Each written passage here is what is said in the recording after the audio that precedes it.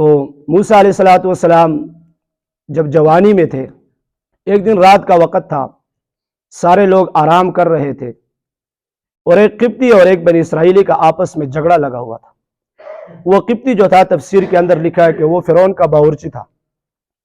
اس نے بنی اسرائیلی کو مجبور کیا اور اس سے کوئی بگاڑ لینا چاہتا تھا، وہ بنی اسرائیلی کو گھسیٹ رہا تھا، کھینچ رہا تھا۔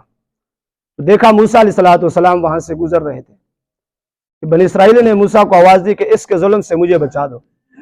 اب موسیٰ علیہ السلام چونکہ جوان تھے، جوانی میں تھے اور طاقت بھی بھرپور تھی، وہ آئے اور اس نے قبطی کو ایک مکہ لگایا۔ اب موسیٰ علیہ السلام سے اس مکہ لگانے سے ان کا غرض اس کو مارنا نہیں تھا، بلکہ ڈرانا دھمکانا تھا کہ یہ ڈر جائے اور اس بنی اسرائیلی کو چھوڑ دے، کیونکہ موسیٰ علیہ السلام نے اس کی مدد تب کی بنی اسرائیلی کی کہ پہلے بھی موسیٰ فرعونیوں کے ظلم کو دیکھ چکے تھے کہ بنی اسرائیلیوں کے ساتھ انتہائی ظلم کرتے تھے۔ اب موسیٰ علیہ السلام کو پتہ نہیں تھا کہ ایک ہی مکہ لگنے سے اس کا کام پورا ہو جائے گا۔ ایک ہی مکہ لگایا، وہ طاقت تھی، جوانی میں تھے، تو وہ قبطی کا کام پورا ہو گیا، وہ مر گیا۔ بنی اسرائیلی کی جان چھوٹ گئی، وہ گھر چلا گیا، موسیٰ بھی چلے گئے۔ ابھی قتل ہو گئی اور قاتل کا پتہ نہیں کہ کس نے مارا ہے۔ موسیٰ علیہ الصلوۃ والسلام نے اللہ تعالیٰ سے معافی مانگی، یا اللہ میں نے تو یہ قتل کر دیا، لیکن یہ بھی شیطان کا عمل تھا، شیطان کی وجہ سے ہوا، لہٰذا اس پر مجھے معاف فرما دے، اور میرا قتل کرنے کا ارادہ بھی نہیں تھا۔ موسیٰ علیہ الصلوۃ والسلام کی بخشش کا اعلان تو ہو گیا۔ اب اگلے دن دیکھا موسیٰ علیہ السلام راستے سے جا رہے، وہی بنی اسرائیلی ایک اور بندے کے ساتھ لڑ رہا ہے، اور دوبارہ اس نے موسیٰ علیہ السلام کو آواز دی کہ آئے میری مدد کرے، یہ مجھ پر ظلم کر رہا ہے۔ تو موسیٰ علیہ السلام قریب گئے، پہلے اس قبطی کو تھوڑا دھمکایا، اس کو ڈرایا، اس کے بعد بنی اسرائیلی کی طرف یوں ہاتھ بڑھایا کہ روز تو لڑاکو ہے، بس روز کوئی کسی نہ کسی کے ساتھ جھگڑتا ہے، پھر کہتا ہے میری مدد کرو۔ اب بنی اسرائیلی نے دیکھا تھا کہ موسیٰ نے کل ہی ایک مکہ لگانے سے قبطی کا کام پورا ہوا ہے، اور میری طرف ہاتھ بڑھائے کہیں ایسے نہ وہ مکہ مجھے لگے میرا کام بھی پورا ہو جائے۔ اس کے منہ سے نکلا ہے، موسیٰ کل جس طرح تو نے بندے کو قتل کیا، مجھے بھی قتل کرنا چاہتے۔ اسی بنی اسرائیلی کی زبان سے نکل گئی۔ اب وہ قتل کا راز کھل گیا جو چھپا ہوا تھا۔ قتل کا جب راز کھلا، قبطی نے وہ بات سن لی جو بنی اسرائیلی کے ساتھ لڑ رہا تھا، وہ بھاگتا ہوا فرعون کے دربار میں پہنچا، فرعون کے محل میں پہنچا، اس سے کہنے لگا جو ہمارا کل بندہ قتل ہوا تھا وہ موسیٰ نے قتل کیا، آج مجھے پتہ چل گیا۔ فرعون نے اپنے تمام مشاورت والے، مشورے والے جتنے تھے ان سب کو بلایا، اور بلانے کے بعد ان سے مشورہ لے کہ اب جاؤ موسیٰ کو پکڑ کے لاؤ، اس کو سخت قسم کی سزا دیں گے یا اس کو قتل کرتے ہیں، اس نے ہمارا بندہ قتل کیا۔ اب وہاں مشورہ ہو رہا تھا، سارے لوگ جمع ہے فرعون کے پاس، اور ایک وہاں پر ایک بندہ تھا جو موسیٰ علیہ الصلوۃ والسلام کا انتہائی خیرخواہ تھا۔ اب اس نے جب بات سنی کہ یہ پلاننگ اور یہ مشورہ جاری ہے، منصوبہ ہو رہا ہے موسیٰ کو قتل کرنے کا، تو وہ جب یہ فرعون کے جتنے تک فرعون کے کارندے اور چپڑاسی موسیٰ کو پکڑنے کے لیے نکلتے تھے، اس سے پہلے وہ بندہ بھاگتا ہوا یا موسیٰ علیہ السلام کو کسی طریقے سے اس نے یہ بات بتائی کہ آپ کے پیچھے بہت بڑا مشورہ ہو گیا، آپ کے قتل کا لوگوں نے سوچ لیا، لہٰذا آپ جلدی جلدی یہاں سے نکلے۔ یہ نبوت ملنے سے پہلے کا واقعہ ہے۔ اب موسیٰ علیہ الصلوۃ والسلام یہاں سے نکل کے مدین آ گئی۔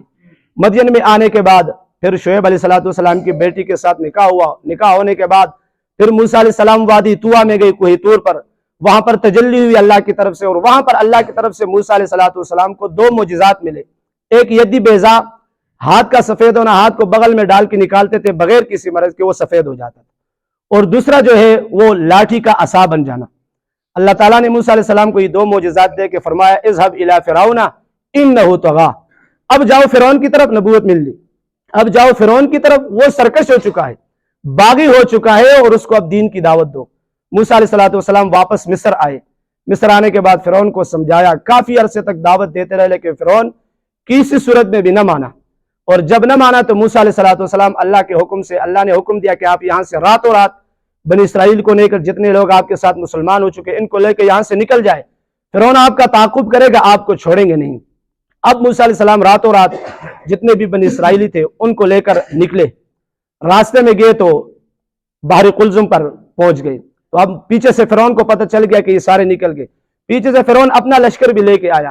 جب وہ اپنا لشکر بھی لے کے آیا تو بنی اسرائیلیوں نے دیکھا کہ آگے اب دریا ہے، پیچھے فرعون کا لشکر ہے، انہوں نے موسیٰ علیہ السلام سے کہا کہ موسیٰ اب تو پکڑے گئی، آگے دریا ہے، پیچھے فرعون کا لشکر ہے، اب کہاں جائیں گے؟ موسیٰ علیہ السلام نے فرمایا کہ میرا رب میرے ساتھ ہے، وہ مجھے تنہا نہیں چھوڑے گا۔ اللہ نے حکم دیا موسیٰ علیہ السلام کو کہ اپنی لاٹھی کو جو آپ کے ہاتھ میں، اس کو دریا کے اوپر مارو۔ دریا پر مارنا تھا تو دریا کے اندر 12 راستے بن گئے، چونکہ یہ یعقوب علیہ السلام کے 12 بیٹے تھے، اور ہر بیٹے کی ایک مستقل اولاد تھی اور مستقل قبیلہ مستقل خاندان چل گیا تھا. تو 12 راستے نکلے, ہر ایک قبیلہ اپنے اپنے راستے سے دریا عبور کر گئے.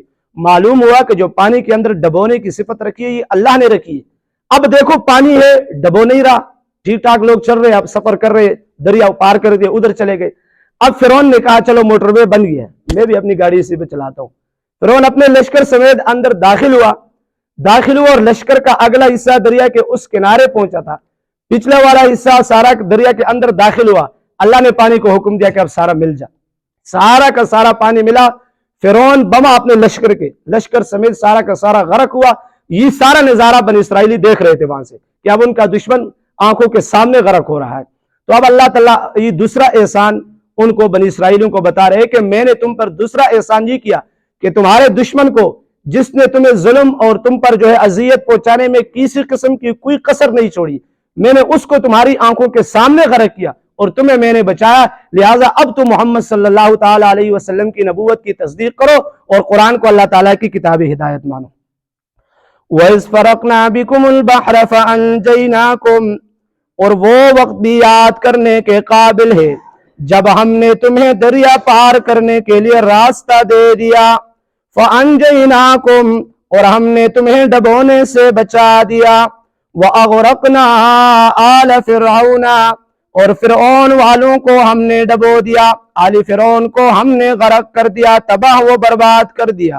وَأَنْتُمْ تَنْظُرُونَ, اور تم دیکھ رہے تھے ان کا ڈوبنا, وہ سارے غرق ہو رہے تھے, تم دیکھ رہے بچائے. ایک ہدایت اور ایک سبق اس آیات سے مجھے اور آپ کو یہ ملا کہ ظلم اور ظالم کا انجام آخر جو ہوتا ہے وہ انتہائی برا ہوتا ہے, اور ظالم سے انتقام لینا, بدلہ لینا اور مظلوم کی مدد کرنا, اس کی حمایت کرنا, یہ اللہ تعالیٰ کی سنت قدیمہ ہے. اللہ تعالیٰ جو کچھ پڑھا سنا اس پر عمل کرنے کی توفیق عطا فرمائے. اللہم ربنا آتنا فی الدنیا حسنہ وفی الآخرۃ حسنہ وقنا عذاب النار. ربنا ظلمنا انفسنا وإن لم تغفر لنا وترحمنا لنكونن من الخاسرين.